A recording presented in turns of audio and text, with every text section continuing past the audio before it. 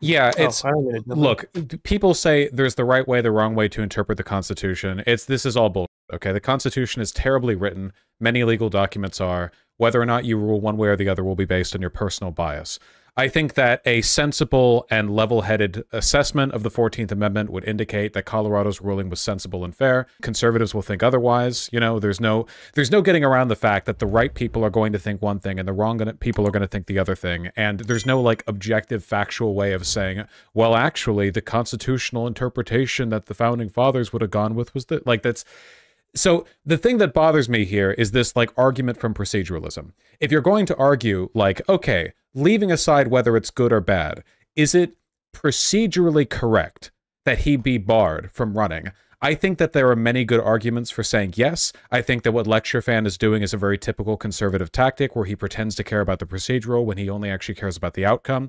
A truly principled student of law would support outcomes that don't politically favor them because they care about the actual process of the law being litigated. But that's obviously not the environment that we live in. So we're dealing with outcomes first and foremost. And if we're going to talk outcomes, we should just talk outcomes here. Would it be good or bad for Trump to be barred from running? You know, that earlier was what we were talking about. But this proceduralist stuff, it's not like it matters, you know? It's not like a topic for another day, though. It's not, and to be clear, it's not like people like fucking Thomas or Scalia are being lawyers when they rule on these decisions, or judges or whatever. It's not like they're taking from their decades of studious examination of the law. This is they bullshit. have their biases, they have their biases, they have that. their donors. There's a reason why conservative appointed judges consistently rule what conservatives want, and the other way around, in fairness. This is a classic tenet of something that you all need to read up a little bit more on, which is critical race theory, a rejection of the idea that law can be imposed impartially or without bias. There will always be bias in its interpretation and its execution. Here more than most, I think. Okay, so I'm gonna let Connor said he wanted to respond to it, and I know we're supposed to move on, but you know, out of respect for the fact that Connor did a shoot-off show and he asked my permission to do it and my advice, he gets to respond. I give him special permission. Thank This you. is a bias system. Okay, no, this is bullshit. Acting like this is all like words and wind, and it doesn't really matter who says what, when, where, why, or whatever.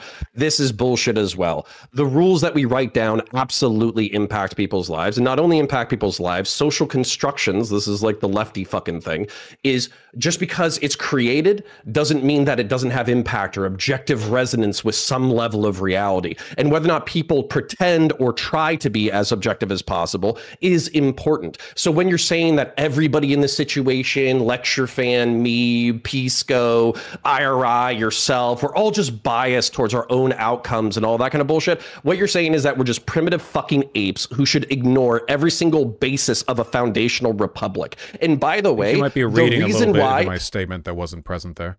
We do all act out of bias, though, of course, especially when it comes down to interpretation. Of course we all act out of bias, but at the same time, like, you can't tell me that, like, you basically say that, like, oh, everybody is biased in a certain direction, as a result, this doesn't matter, which, by the way, I'm talking your points right back to you. I'm not saying Please it doesn't explain to matter. me.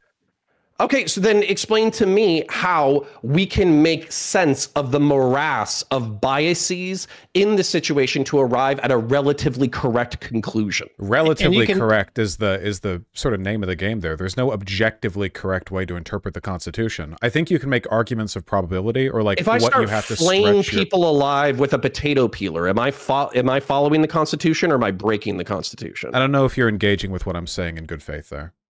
I mean, okay, it genuinely depends. I mean, if you want, I guess you could contrive an example where that could be allowed, but it would take some pretty big stretches, yeah. Okay, in what scenario would I be allowed to torture human beings to death with I don't know, and I'm not interested in your the... weird impromptu example. I'd rather just talk about what we are talking about, which is, you know, the 14th I'm taking Amendment. your statement and I'm putting it to the extreme. So there are definitions, there are objections. Do you agree yeah, that the Constitution was deliberately written vaguely so it could be a living document that could be interpreted in new ways moving forward?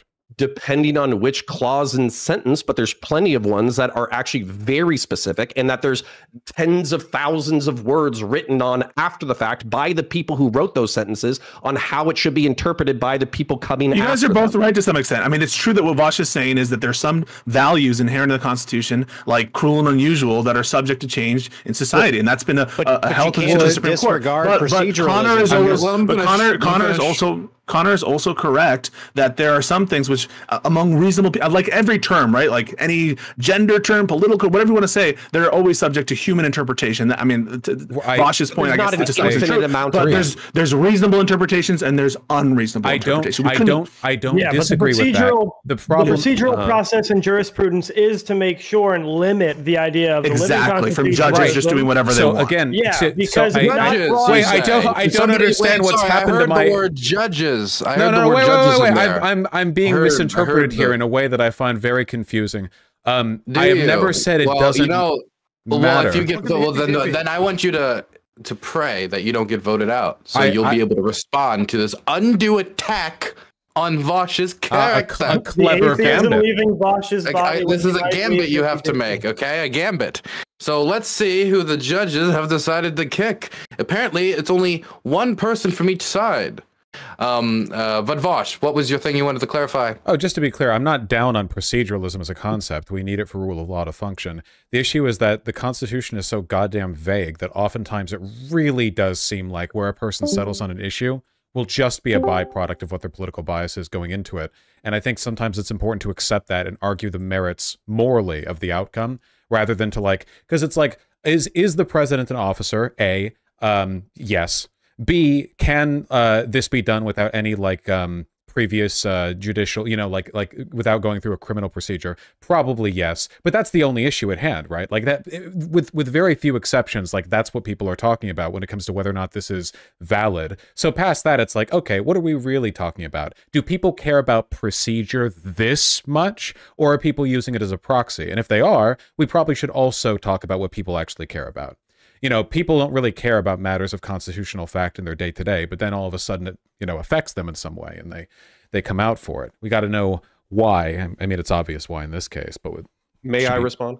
Well, sure. Quickly, but like 10 to 5 seconds. But then we got to move on to the next topic. So as somebody who cares about the republic and the due process of law and the respect of the rule of law, that's the reason why I'm appealing to going to the utmost level of proceduralism when it comes to something as important as barring somebody from the office of the president of the United States. I don't think this should be done half-assed. I don't think this should be done by a state attorney by themselves in a single state. I don't think it should be done by a single state legislature or judiciary. I think it should be done by the highest courts in our office. That's not being pro-proceduralism. That's just you being pro-delaying the vote. There could be a procedural answer to the state Supreme Court being the final say on this. That's a procedural answer. It seems to me that like the entire basis of our system is innocent until proven guilty, right? That has nothing to do with it. Has everything to do with it. You have no idea. Blood walked into the wrong theater. Come on. Motherfuckers eating beans. I was kind of confused when I got attacked over the proceduralism thing with Donald Trump. The point that I was trying to make, I don't know if I made it, I might have made it poorly. The point that I was trying to make is that when it comes to matters of constitutional interpretation, it is usually so variable that you could make arguments in a bunch of different directions, and you can make a proceduralist case for like one over another. Okay, this is what I mean, okay? Imagine you have a sensitive political issue, and it relates to a constitutional ruling. And the constitutional ruling is kind of vague, and there are two ways you can interpret it. Now, let's say that there are an equal number of equally valid arguments for interpreting it in both ways. In one, let's just say in one direction a person is guilty, and in another direction a person is not guilty. And as far as you can tell, there are equally valid interpretations that would lead you to one or the other.